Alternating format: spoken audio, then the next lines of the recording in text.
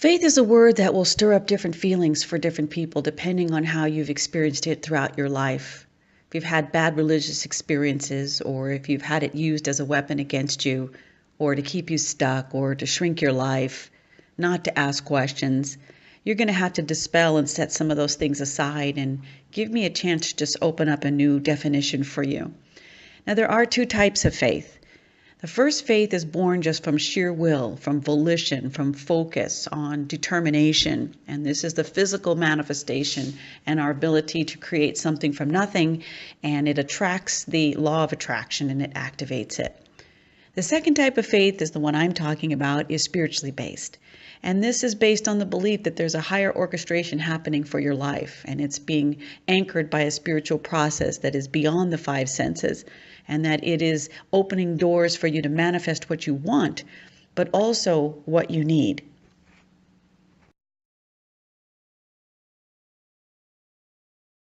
So ultimately, faith is a state of being where you're turning all of your resistance over to a divine process. It's a presence that knows your highest good, and it wants to align you with the proper growth and conditioning so that you can get your experience of love, joy, fulfillment, service, meaning, and a sense of purpose. And so from some of you, this is going to be a sorting phase. You're going to have to sort through some of your belief systems and examine what limitations you might have placed on yourself, or some that might have been placed on you. This can include your family dynamic, your interpersonal relationships, your marital dynamic. You might have to look at your faith traditions and determine if you have conflicts that are keeping you stuck. And most of us do. Often we're unable to walk in faith because part of us is conflicted about how to honor our belief systems and our traditions, and to manage that voice inside that's screaming, this doesn't feel right, but I have to do it anyway. This conflict makes it extremely hard to trust in a divine process, especially one that we don't fully understand.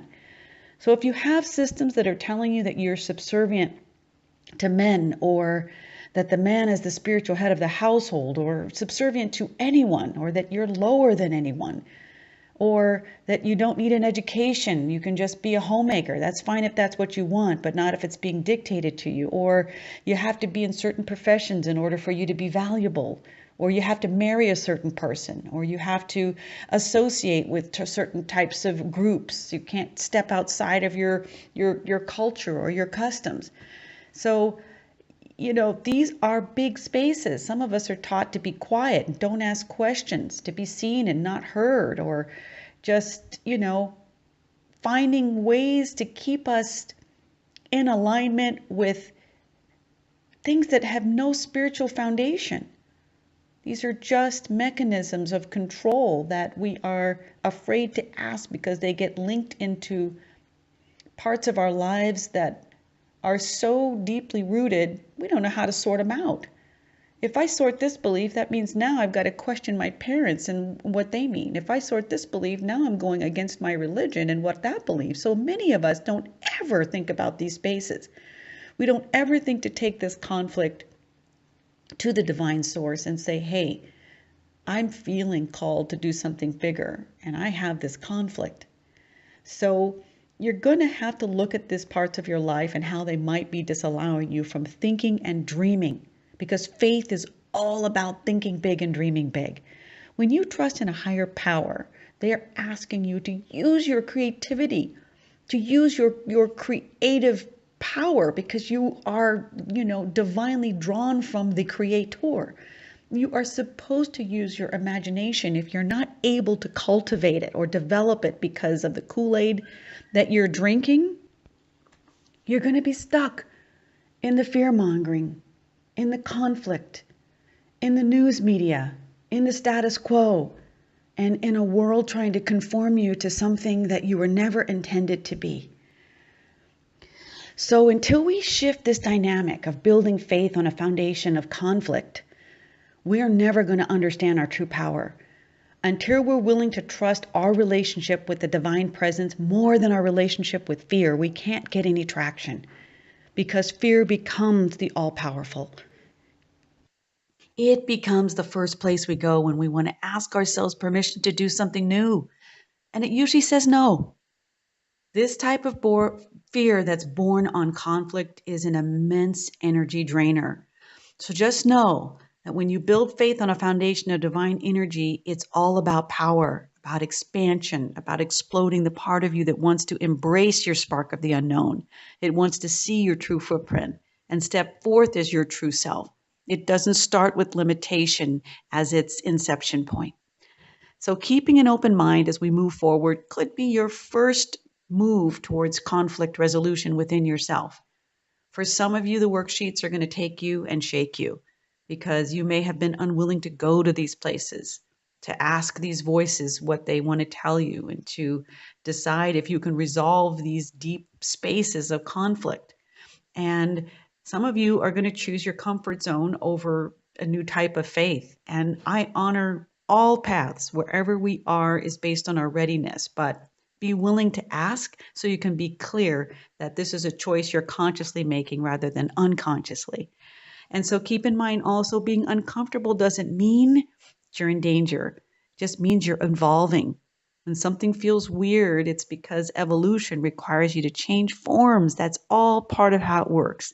We can't stay the same and get different results because that is the definition of insanity.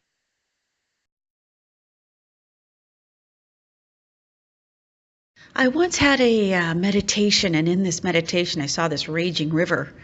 And on the other side of the river, I saw this glowing orb. And in this meditation, I felt like I was supposed to find a way to get across this river, but it was a metaphor. It was showing me that this was my fear, this raging river of fear, and that there were things I needed to get to, and I needed to really make peace with this part of myself. And I started thinking, I'm going to swim out in this river, and immediately my first thought is going to be, what is under the water? What river monsters are coming to grab me? And am I going to get caught in the undertow? Am I going to get halfway there and be too tired and not be able to swim and go under? Am I going to get just to the other side and then not like what I see and be fearful? And I understood that this is what happens when we don't have a daily practice to support our transference from one shore to the next, from where we are to where we are meant to be or where we want to be. And I had to ask myself, how do I answer my calling if I'm scared? How do I get comfortable with being uncomfortable? How do I stop turning back when the tide recedes and it gets, just low enough to where I can run back to shore, to what's familiar and to what is my comfort zone? We mentioned that earlier, the comfort zone. So just understand that faith and fear cannot exist in the same body, and it's going to require some unlearning. This process of faith requires learning and unlearning, and the only way you can hold your course is you have to have that edge, you have to have that toolkit, you have to have that monitoring device to hold you in place and let you know when you are spinning out of control.